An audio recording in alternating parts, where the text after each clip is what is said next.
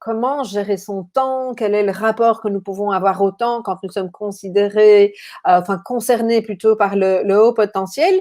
Alors effectivement, la notion de temps peut être vécue de manière particulière chez les personnes HP et à la fois on peut avoir l'impression qu'on va plus vite que d'autres personnes, qu'on est très très rapide et puis à d'autres moments, on peut, je ne sais pas si ça vous parle, mais on peut aussi se dire mais finalement je vais pas si vite que ça parce qu'on prend son temps, c'est enfin dans les détails, etc. Et on a l'impression que ça nous prend un temps fou.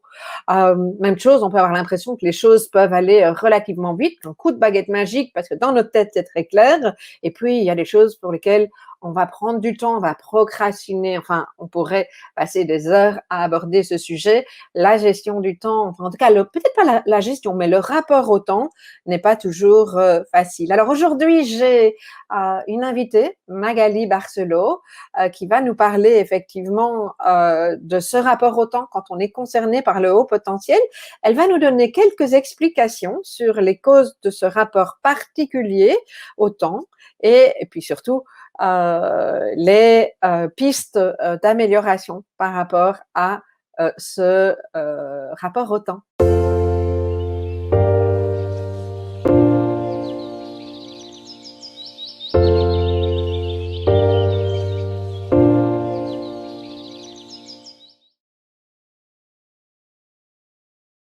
En quoi y a-t-il des caractéristiques spécifiques au potentiel qui donnent un rapport particulier au temps? Qu'est-ce que tu peux nous dire? Alors, moi, ce que j'ai repéré, c'est qu'il y a 3 caractéristiques qui sont peut-être l'origine de ce rapport au temps un peu particulier. Je pense d'abord à l'arborescence de la pensée, hein, la façon dont on a l'habitude de penser, de remplir nos pensées, d'être tout le temps dans la pensée. Enfin, ça va vous parler, bien évidemment. Ensuite, il y a l'hyperlucidité. Alors, quand je parle de l'hyperlucidité, je parle plus précisément de cette capacité que nous avons à voir les choses de façon globale, donc cette vision globale qui nous conduit aussi au perfectionnisme, hein, j'y reviendrai plus en détail. Et puis, bien sûr, l'hypersensibilité. Ça, je ne vous le cache pas, c'est aussi une des sources essentielles de ce rapport au temps. Donc, pour moi, il y a ces 3 piliers-là. Alors, bien sûr, il y a tout le reste, mais je suis partie de ces 3 caractéristiques. Donc, l'arborescence de la pensée, l'hyperlucidité et l'hypersensibilité. L'arborescence de la pensée, forcément, c'est ce qui nous conduit à penser tout le temps, à penser sans arrêt, à avoir des idées qui s'associent et c'est sans cesse, en fait. Et cette façon de vivre le temps, justement, nous permet ou ne nous permet pas de considérer suffisamment le temps, parce qu'il faut toujours que ce soit plein. Donc, on se met facilement dans le débordement. Il y a une surcharge. Parce que si on arrête de penser ou s'il y a un moment où on ne peut plus penser ou quelque chose qui ne se fait pas et qui devait se faire, on va se débrouiller pour le remplir. Mais ça ne cesse jamais. Il y a vraiment cette surcharge et ce phénomène de besoin de remplir, de besoin de faire, de besoin d'avoir des choses. Et ça, bien évidemment, ça va impacter notre rapport au temps. Ensuite, on peut parler de cette hyperlucidité, donc cette vision globale, hein, et ce perfectionnisme qui fait que on voit les choses dans leur globalité. Donc, quand on voit les choses dans leur globalité, je ne vous l'apprends pas, on voit les choses en détail et tellement en détail que on veut que tout soit parfait. D'où le perfectionnisme. Et quand on fonctionne comme ça, forcément, on ne peut pas se contenter de faire les choses à moitié. D'où un certain stress parce qu'on veut vraiment que les choses soient bien faites et on va y passer peut-être plus de temps que d'autres ou on va aller dans les détails là où c'est pas forcément toujours nécessaire. Donc ça va demander beaucoup plus de temps. Tu connais ça, j'imagine, Nathalie. Oui. Donc ça fait partie des éléments qui vont rendre notre rapport au temps assez compliqué parce que on voudrait que tout soit fait et on voudrait que tout soit fait très vite, bien évidemment. D'accord? On voudrait commencer quelque chose et le finir au même moment. On voudrait passer du point A au point Z sans passer par toutes les autres étapes. Et ça, c'est une grande difficulté vécue par les HPI parce que chaque fois qu'ils se lancent dans une nouveauté, dans un nouveau projet, dans un nouvel apprentissage, ils ne voient pas ou ils n'ont pas envie de voir les étapes intermédiaires. Ils veulent tout de suite aller du début à la fin. Hein, c'est quand on a envie d'apprendre quelque chose de nouveau, on sait bien qu'il va falloir du temps pour apprendre, mais apprendre à apprendre, c'est quelque chose qui s'apprend.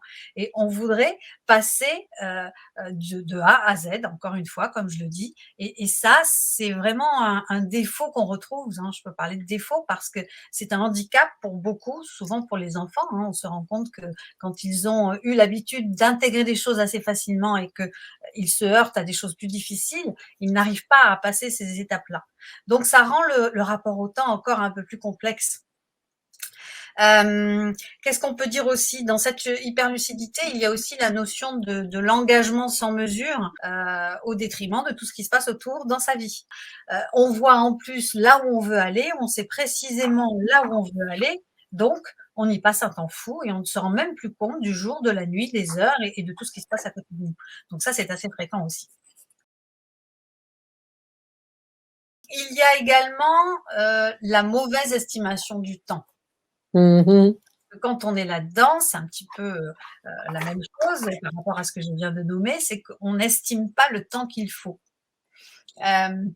Quand on est pris par une tâche et qu'on veut aller au bout, on va se dire on y va, mais on regarde plus ce qui se passe autour et on n'est pas capable d'estimer le temps dont on a besoin. Tout le monde n'a pas ce fonctionnement-là et on le retrouve en tout cas chez ces profils atypiques. Donc ça, c'est vraiment quelque chose qu'il faut arriver à observer, à cerner et puis bien sûr trouver des solutions parce qu'il y en a, on en parlera heureusement. L'hypersensibilité, c'est quelque chose qui va aussi renforcer notre rapport au temps parce que forcément, il y a ce besoin d'être dans l'intense. Hein, moi, j'aime bien écrire intensité avec un trait d'union temps, T-E-M-P-S, cité, intensité, parce qu'il y a vraiment cette notion-là de pouvoir vivre longtemps les émotions et intensément, pour moi, ça veut dire aussi du temps. Je ne sais pas comment c'est pour vous quand vous allez, par exemple, assister à un concert ou un spectacle, quelque chose qui vous donne de l'émotion, quelque chose où vous allez chercher de l'émotion. Bien souvent, moi, j'ai besoin de vivre l'émotion le plus longtemps possible. Il faut qu'elle dure, il faut la sentir. C'est bien d'être dans l'émotion du moment, mais beaucoup de gens, une fois que le concert est fini ou le spectacle est terminé, hop, ils s'en vont. Et je trouve que c'est dommage. Moi, je vois souvent des HPI qui me disent ça aussi, qui ont besoin de vivre l'émotion, l'intensité un peu plus longtemps que les autres. Et ça, tout le monde ne le comprend pas. Et qu'est-ce qu'on peut dire de la procrastination aussi? Parce que, alors j'entends hein, que tu nous partages qu'il y a une forme de procrastination qui fait qu'on ne sait pas faire les choses à l'avance, mais est-ce qu'il peut y avoir aussi quelque chose qui est lié à des peurs, à quels aspects en lien avec la procrastination? Je vais y arriver, c'est un mot compliqué, mais à Ouais. prononcer en tout cas. La peur de l'échec notamment, bien évidemment, qui est présente. La procrastination, c'est souvent ça. La procrastination, c'est je vois les choses. Alors, il y a l'aspect je pense vite, je vois les choses, je sais comment il faut les faire, mais je suis collée au mur parce que je ne sais pas par quoi commencer et je ne me mets pas en action. Et pour si peu qu'il y ait une peur de ne pas arriver à mes fins, d'être jugée, d'être mal jugée, d'être dans l'échec, bah alors là, ça suffit à m'arrêter et je continue à procrastiner. Mais il y a aussi le bon côté des choses, c'est que bien souvent, on est là-dedans, mais quelque chose se réveille et on va faire les choses dans l'urgence. Et on peut être très surprenant, bien souvent, avec ça.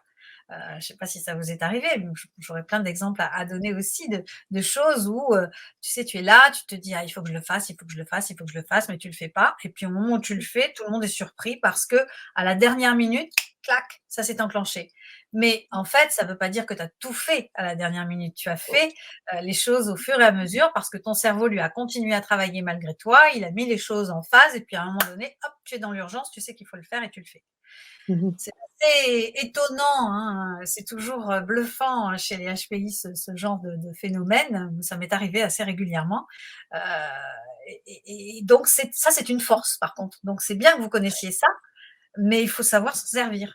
Il faut Oui, Et peut-être avec modération, enfin en tout cas, modération, je ne sais pas. C'est une fois de plus, chacun son histoire et chacun sa manière de fonctionner, mais je peux fonctionner, à titre d'exemple, facilement comme ça, mais je sais que ça m'épuise, donc je suis tout à fait au clair avec le fait que je ne veux pas fonctionner comme ça souvent.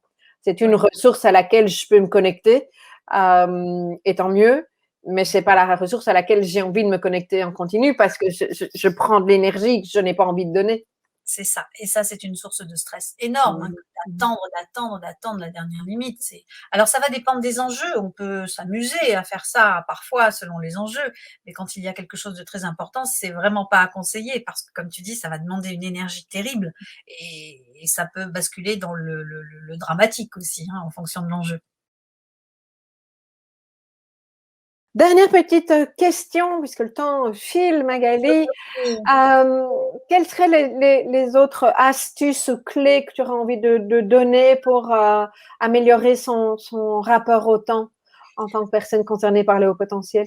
Alors, d'abord, je l'ai déjà dit, mais je le redis, la structure. Je pense que la structure, c'est vraiment la base, c'est apprendre à se structurer, apprendre à mesurer en fonction de vos projets, en fonction de vos actions, en fonction de vos rêves, le temps qu'il faut pour réaliser les choses. Et c'est souvent quelque chose qu'on zappe quand on est HPI, mais c'est vraiment là-dessus qu'il faut s'arrêter. Donc, structurer son temps, ça me paraît être très très important. Et avant ça, comme je le disais aussi, travailler sur soi. Je le dis toujours, mais je le dirai toujours. Le travail sur soi est important parce que savoir comment on fonctionne par rapport au temps, par rapport à soi, par rapport aux autres, c'est un point de départ incontournable. C'est à partir de là qu'on va pouvoir se structurer. C'est à partir de là qu'on va savoir ce qui nous correspond le mieux. On va voir comment on fonctionne et on va voir des choses qu'on ne voyait pas parce que quand on commence à réfléchir sur soi, ben, on y voit plus clair. Donc, il y a vraiment ce duo gagnant qui est le travail sur soi et la structure. Hein, ça, c'est clair. Ensuite, je parlerai de l'instant, se centrer sur l'instant. Pour moi, l'instant, c'est vraiment la clé de tout. Hein, c'est d'ailleurs le nom de ma page pro, c'est vivement maintenant. Moi, c'est vraiment mon maître mot, vivement maintenant. Et justement, on n'a pas parlé du temps dans la notion plus large de passé, présent, futur pour les HPI. Il y a aussi cette idée-là du temps qui est à considérer.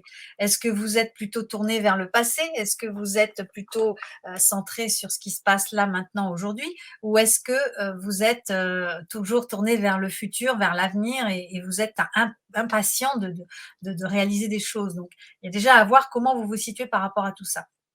Alors, ce que je dis par rapport à ça, c'est que même si on est beaucoup dans le passé, alors, il y a beaucoup de HPI qui sont tournés vers le passé, qui prennent, souvent, qui font référence au passé parce qu'ils ont une très, très grande mémoire et une mémoire des émotions.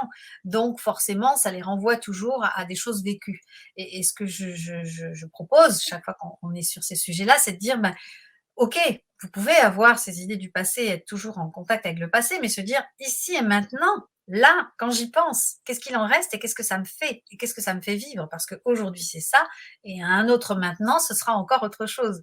Donc, c'est vraiment toujours ramener la chose à l'instant parce que pour moi, le moment le plus important de la vie, c'est maintenant, qu'on le veuille ou non. Même si on fait des projets, même si on s'arrête sur ce qu'on a vécu, même si on pense à comment on s'est construit dans le passé, le plus important, c'est maintenant. Et maintenant, qu'est-ce que je vis? Qu'est-ce que je ressens dans les émotions? Surtout avec l'hypersensibilité, qui est, la mienne et qu'est-ce que j'ai envie de faire? Mais qu'est-ce que je peux faire? C'est ici. C'est ici que je peux actionner les manettes. C'est pas demain, c'est pas avant, c'est passé. C'est maintenant. Et si on peut rajouter le corps, le mouvement, bien évidemment. Quand vous sentez que vous partez un peu trop et que vous avez du mal à vous rassembler, pour, suivre un projet, pour être vraiment, dans l'instant, eh bien, il est important de revenir au corps, à la sensation corporelle, hein. Ça, c'est pas la première fois que je le dis et qu'on le dit, c'est vraiment quelque chose d'important pour les HPI, de se centrer vraiment sur le corps, sur un environnement, qui vous convient, un environnement qui vous fait du bien, aller dans la nature, aller vous centrer, vous recentrer. Voilà, tout ça a beaucoup, beaucoup d'importance, bien sûr. Et chacun va Merci. trouver ses outils et surtout, une fois que vous les aurez trouvés, partagez-les avec les autres et n'hésitez pas à dire aux autres comment vous fonctionnez et ce qui est important et ce qui est bon pour vous.